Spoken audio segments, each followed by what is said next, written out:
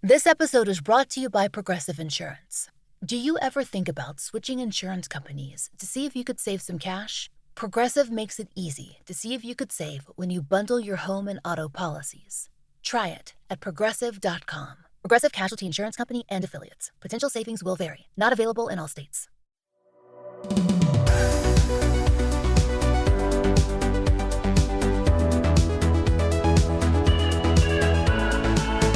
Well, hello, folks. Welcome back to the Shifting Schools podcast. This week, I am your host. My name is Trisha Friedman. And if you have been tuning in this season, you know we've been talking about the future world of work, what different careers are just around the corner, and what are the skills that our students will need to access those career pipelines. Well, this week's guest is going to talk to us about service learning, the skills that make up a strong service learning program, and how that future-proofs our students.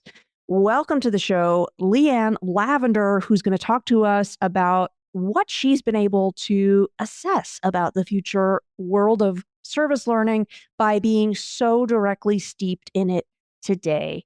We're going to dig into some of Leanne Lavender's tips, advice, as well as explore ways that your school or your community can learn from her directly.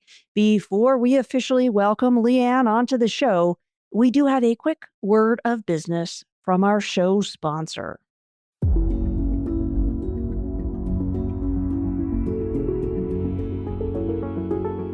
Hey listeners, a quick pause before we dive back in. Since all summer long, we are talking about the future world of work, we know any future is only possible when we help students face the challenges of the now. That's exactly why we want to tell you about something that's going to change the way you understand your students' lives. It comes from the groundbreaking group at Alongside, an AI-assisted mental health support tool built specifically for K-12 schools. And this summer, Shifting Schools listeners can be among the very first to access Alongside's brand new 2025 Youth Mental Health Report. It's packed with insights drawn from over 250,000 anonymous AI chats students had on Alongside's evidence-based platform over the past school year. Here's just a small glimpse of what you'll learn. Why teens say sleep is one of their biggest struggles, what's making school life balance feel impossible, the unexpected ways boys are learning to ask for help, why confidential, self-guided AI tools resonate so strongly with students, and what the research is showing about how tools like this can be used in safe and effective ways. Want the report and bonus access to an exclusive webinar? Head to www.alongside.care/shifting to get on that list. We're proud to have Alongside as a sponsor this summer, and even prouder to help spotlight their work in reimagining student mental health. Check out the show notes to learn more or head straight to www.alongside.care/shifting. And with that, welcome to the Shifting Schools podcast, Leanne Lavender.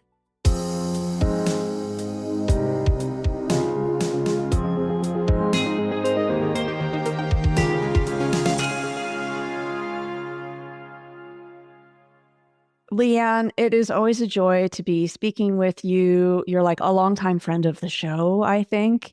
You're here, of course, to be talking about the future of service learning. And I can't think of anybody better to talk to about that because you're so steeped in it and you have been for a very long time. So when you hear that phrase, future of service learning, do you have thoughts or aspirations or hopes maybe, even just for the next 5 years of how you envision service learning living in schools? Thank you, Trisha, and thank you for this conversation. It is just always such a joy to be in conversation with you. And I love this question because I have been spending so much time thinking about it over the last few years. I have been a service learning, global citizenship, community engagement educator and leader for a long time. And over the last few years, I'm sure you have been participating in a lot of these conversations too. There is an evolving momentum, I think, around the big question about what it means to transform education and teaching and learning to be relevant and meaningful and appropriate for our time. And as life and technology and so many things are changing at a rapid pace, what does that look like for teachers and students? And so I've been so lucky to participate in a series of conversations with the Presidency Institute and a bunch of conversations through a course with Will Richardson this summer called Confronting Education, and through many other groups of educators that I interact with regularly. And so I say all of that to premise my thoughts around what this might look like as things continue to unfold. And one of the really amazing things that I've been pondering is the approach for curricular service learning, global citizenship, or community engagement, because we use all of those terms synonymously, although sometimes there are differences between those terms as well. But really, at the heart of it, it is all about this approach of experiential, hands on, applied teaching and learning. Whereas it's not an extra, it's like an approach to teaching and learning. It hits a lot of those marks that we think about when we're wondering, how do we increase student engagement? What does it look like for students to see themselves in the curriculum and to feel like they belong? What does it look like for students to understand the world around them in relevant, real, complex ways when they think about what they're learning in school? And there's all of that data around the disengagement crisis around that, and how so many students aren't seeing the connection, right, between school and life. And so I hope that more and more teachers will be thinking, as I start the new school year or as I engage in the school year, and as I really look at my students and think about how I can activate more curiosity, more joy, more belonging, what does it look like to think about embracing ways of teaching and learning that fit this mode, that are interdisciplinary, that are really relevant in terms of making connections to local and global contexts that are real to the students? And sometimes that means getting out of the box and being okay with some discomfort and some ambiguity and some unknown, because the students will become our co-designers and our co-learners, and our assessments will be process driven and human centric and all of the good things that maybe take a little bit more time or maybe just take a little bit of a different approach in terms of learning.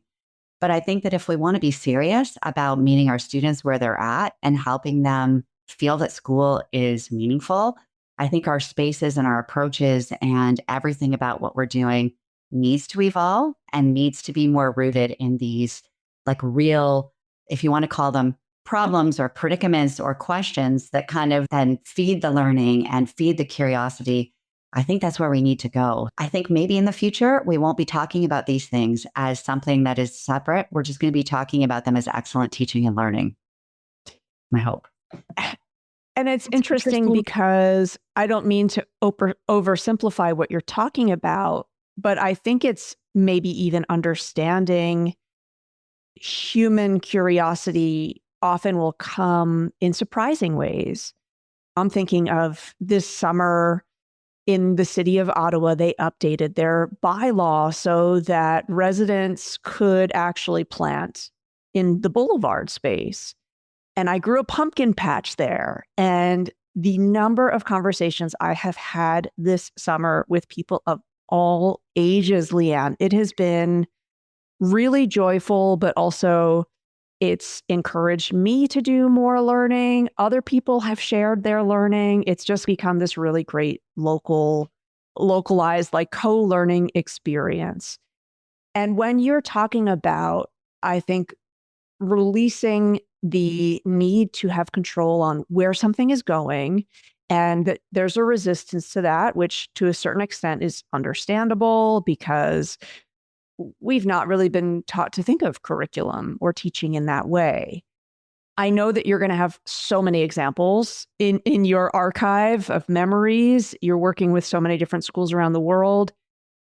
Can you come up with, or can you just share one example of that kind of future mode you're describing where We get it. This is a way of thinking and feeling about learning. Yes. Oh my goodness. I can think of so many across the spectrum. And actually, Trisha, maybe if it's helpful to people too, I have a Padlet link that people may want to check out with a range of examples from pre-K all the way to grade 12. And I keep updating it regularly. And so that might be a nice resource for people if they would like more examples of what this can look like. One that springs to mind immediately is in relation to a middle school experience. So I work with a bunch of teachers at ARIS, Al Rayyan International School in Accra, Ghana, and they do the IB program all the way through. And so in the MYP, the middle years program, last year I worked with the MYP coordinator to really take their interdisciplinary units and to really purposefully embed some community engagement and action into those units. And of course, that's where the IB really hopes for that to happen in the MYP and in other places too. And so Tammy, the MYP coordinator, was like, okay, we really want to focus here and we want to do a really good job. So in one of the units, it became this unit that exemplifies this approach. Students right from the get-go were engaged in active research, and we're doing lots of interviews with community members and real research out there in the community that was new research. They weren't just synthesizing the research of other people. And one of the things they got to do was they got to have an experience where they went to a community in northern Ghana, and they were learning. This unit was all based on in cultural awareness and cultural understanding and the preservation of cultural values. And so they went to a partner in northern Ghana and they spent a week there. Now, not everyone's going to have this amount of time, but this is a fantastic example of them being out of the box and saying, we want to create and carve out the time for this. And so they went there, and the students, again, engaged in more interviews, more learning. They spent a lot of time deep listening with the community members that they met. They learned so much about really important cultural traditions there, such as the making of shea butter and different things. When they came back to school and they were unpacking everything that they had learned, their assessment was very much meant to be a process driven synthesis of what they had learned throughout the whole unit. And they had a lot of choice. And one of the students decided to create a documentary because she loves digital storytelling and loves video work. Her film that she made about what she learned around the culture that she experienced there and what she could take away from that in terms of the value of preserving aspects of culture and what that looks like was stellar for a grade 7 student to produce this level of product, but also the thinking that was involved in the product. It was exemplary. But what Temi did at the end of the unit is she hosted a deep listening circle with her students and their parents. And she invited them into the classroom and they spent an hour using a deep listening protocol where the students got to share with the parents what they had experienced and the impact that it had on them. When the parents left the room, you can imagine their transformation and their deep understanding of what just happened and what their students had learned. And also their now deep commitment to this way of teaching and learning. Because I think a lot of times, parents, if they've been scheduled and I'm going back, Trisha, we're going to pause there and I'm going to start with the parent piece and get my words right. You got it. A lot of parents, if they've been schooled in a more traditional way, may just look for that, right, as a marker of what education should look like. And so when they have an opportunity to learn about what a different type of learning can look like, especially one that's maybe not so traditional or geared towards a common assessment, it is really amazing because they can learn, right? And it opens up their eyes. So these parents were blown away and really want to continue engaging. And now they also they've come to Temi, many of them, and said, how can we be involved? What does it look like for us to be also partners in some of these dialogues? It's just been so rich. So as an example of the power of what this can look like at a middle school level, that's one. And I'll have a blog post that can go along with it for more detail if people are interested. But it was such a cool unit and an amazing example of what this can look like and the impacts that can ripple out. And when I hear you refer to the deep listening aspect and how that really sounds like that was the core, You have me thinking about like Harvard Business Review always annually puts together like these are our most sought after skills in leaders. It's always empathy. There's been this real resurgence of saying it's the soft skills. It's being a good communicator, which is being a good listener. And I wonder how you feel about a characterization that this type of learning and action is also really quote unquote future proofing students and getting them ready to see that this is what a leader does. This is actually, it's not just that someone tells me about the protocol. I'm guessing those students had to rehearse, had to go through that multiple times in order to really understand it. Does that seem like a fair characterization? It does. And I have been pondering that question as well about the future and future proofing and what that looks like for students because of some of those experiences I've had with learning. I especially love the work of Vanessa Andriotti out at the University of Victoria. And she raises some very uncomfortable but important questions for educators about the types of experiences we're designing for students and the ways in which we do or do not help them and support them in unpacking what's happening now and what may happen in the future. And so I totally agree. Those skills, the ability to be in relationship with each other, to know how to communicate, how to listen, how to collaborate, how to be in a variety of different roles in a community so that we can really work through problems and dilemmas because the world is becoming a little bit more complicated. And I think that if we follow the science and the research, we know that will become increasingly so. How are we equipping our students to be those kinds of active community members and also leaders who can lead in a peaceful, rational, good way so that we move towards a more hopeful trajectory? What does that look like? And I think that the deep listening piece and the ability to be in relationship with people of many different ages is a wonderful way to give a foundation for some of those skills that the students need now and in the future. And that idea of, you mentioned the almost reverse mentorship of children informing their parents. And I'm thinking about what you just said with things being more cross-generational. We know the reality of the workplace. We've got more generations in the workplace simultaneously than we've ever had before. So that collaboration piece being more complex, I love the idea of thinking about this is a great way to also steep yourself, immerse yourself in that world. I'm thinking about this job that it's a part of the C-suite. So lots of folks would know like CEO or CMO or CFO, but there's also in some bigger organizations, a chief community officer whose responsibility is really making sure that organization, that corporation has a really positive community experience.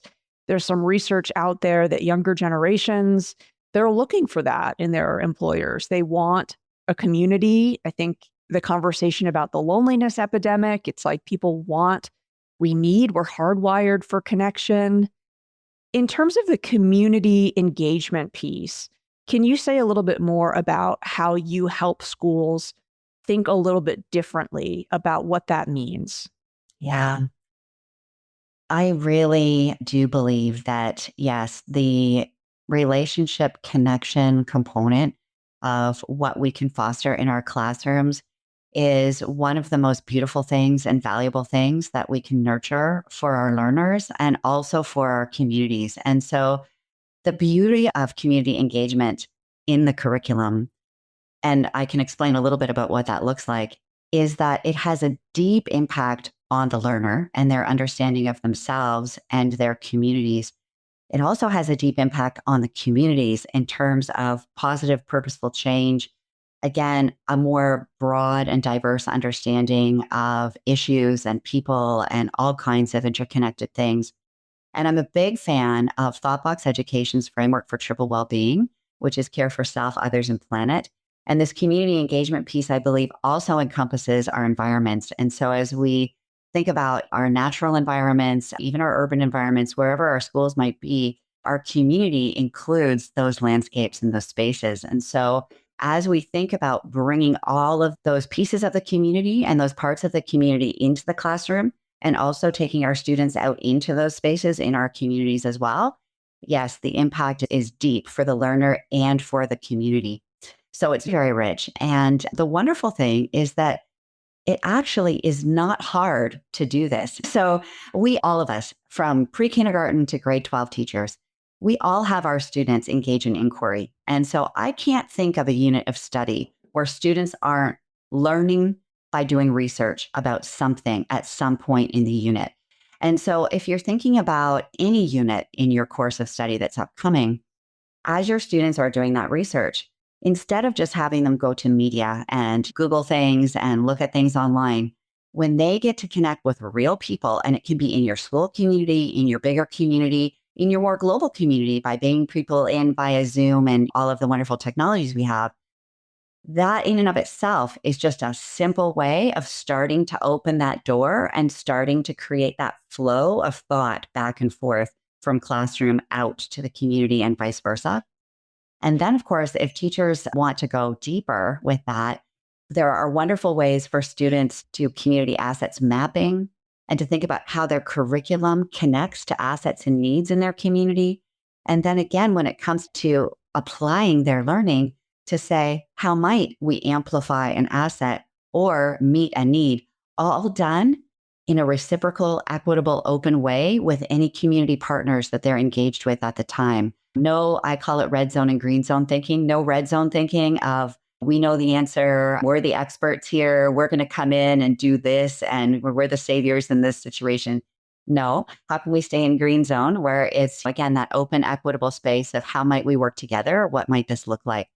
And so that can take the form of new and revised, redesigned assessments that are that more process driven, project based approach, or that can sit alongside. But where can space be carved out for that? That takes a little bit more time. But actually, if you think about the scope of a normal unit, if we rearrange some things and maybe pluck out some things that don't spark joy and curiosity as much as we might like, and put in instead these opportunities for that, it's very doable as well. Yeah, I think that it really, the impacts are deep and varied depending on the learners and the topics, but really the ripples are intense and wonderful. Yeah. And you mentioned the idea of the engagement crisis. It's when you approach learning design in this way, yes, it requires some more thought, some more time, some more energy. But on the other side of it, you're saving yourself all of those things too.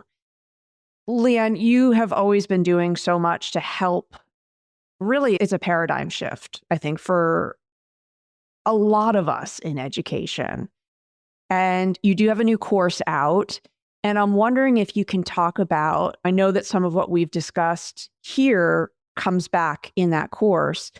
Can you just go a little bit maybe deeper into who this course is for and how it's going to help schools get to those ripples that you were describing?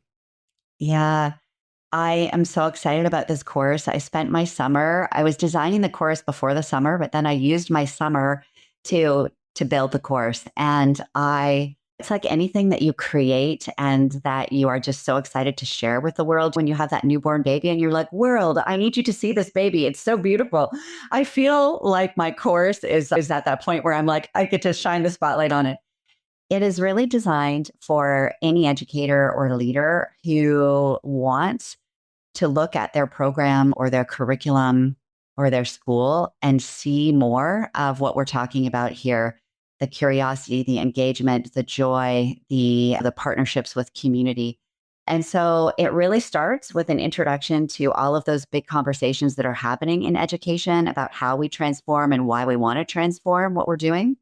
And then it works through really practical modules about how to do that, how to actually design your curriculum. And again, there are some nice, concise, efficient ways to do this where you're not going to have to invest hours and hours and hours and hours redesigning a unit. It can be really 45 minutes to 60 minutes is amazing what you can do to actually embed this type of intentional approach. And so how do you do that? How do you bring nature in? How do you engage with the community in the ways we've been discussing and more? What does it look like to think about other aspects of care for self, others, and planet? So I've tried to make the course really practical in terms of a lot of this conversation sits up here at the meta level, right? And a lot of it is around what we feel as educators too. Like we know that this is what we want to have happen in our classrooms. And we know what it feels like when it does happen and when it doesn't happen as well. And so we want that, but often it sits up here. And then the day to day business of school can sometimes get in the way where it's just, what we all know what it's like and we're busy and it's sometimes difficult. So I want the course to take the vision and the heart space from here to really practical here, where we're out day by day, able to implement these things quickly and to feel really good about what we're designing and doing. And so, yeah, that's the course. It's a 7-week online course. And I'd be so happy for people to join and just engage in the dialogue, but also to experiment and see what does this feel like and how can we engage in this work together and just see the benefit for, again, our students, our communities, and the planet too. And I want to clarify, and listeners, you'll find the link to learn more about that in the show notes. Let's say, Leanne, somebody is listening and they're saying, my school has never had a formal service learning component, or my teaching team, we feel like we've had these units. I don't know how much room for flexibility there is. For that person who's saying, this has really not been a part of our school culture, can I still take this course? Is there going to be something that this would help me or my team as totally new to this concept? Is this for the beginner, or do I need to have a service learning coordinator, have a team, have a big budget, etc.? Yeah. That's an excellent question because I do feel there's, of course, the spectrum of schools, right? And where they're at with all of this work. I think that you will find a space for learning in the course. If you are new to the work, I think it would be a great course to open up your own eyes to what's possible and then possibly share some of those ideas as well in your school community or with your leaders. And again, even within a very traditional model where maybe you're co-teaching and it's more rigid and you can't change the curriculum as much as you might like, there are still, again, if we think about that touch point of just opening up research to include community members and interviews, there's lots of little things that you can start to do. And then once that starts to yield some results where your co-teachers maybe go, that's cool. Wow, the kids actually really liked that. Yes, and okay. And now what might it look like to move to the next thing? So I think starting where you're at is important. And if you're further along in the journey, then you want to go deeper. We're never done learning and reinventing and making it better. If you're just starting, it's okay. What does that first step look like? And any step forward is a good step, right? So wherever you're at, I think it's good to say, yeah, if I care about engagement and curiosity and joy and meaning and purpose and what I'm doing, what does it look like to explore that one more bit further? Yeah. Oh gosh, Leanne, I love that. And I think it's also a reminder, often that is how change happens. It really does start with just some small experimentation. Other people get curious. Then you find yourself having a team. Then you find yourself having momentum. Thank you for that reminder. It is always such a pleasure to chat with you. In closing, Leanne, why don't you give a little bit of a pitch for your newsletter? Because I would say for others who are also just curious, that's a wonderful free opportunity to learn more about your very unique approach to this. Oh, thank you so much, Trisha. Yeah, I have a newsletter that goes out once a month. And my goal with the newsletter is to share ideas and resources and thought work with people because I know how busy educators are. I try to curate that each month. So it's okay, there's 3 or 4 different things. Here's like a tangible resource. Here's a link to an article or a podcast. Here's a blog post that I've created with an example. And then just again, some more seeds to keep the work growing in a variety of different contexts. And I want that to be really open source and I want it to be really valuable for people.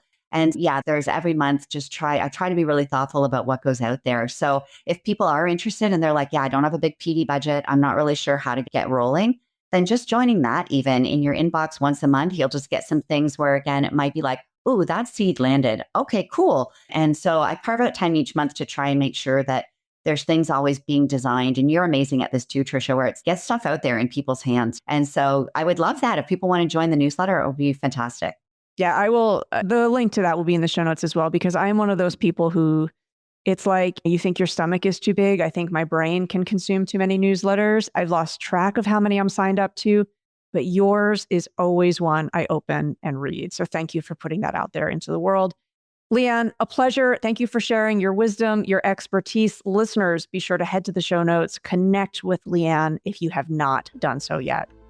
Thank you so much, Trisha. It is such a joy to be in conversation with you as well, as always.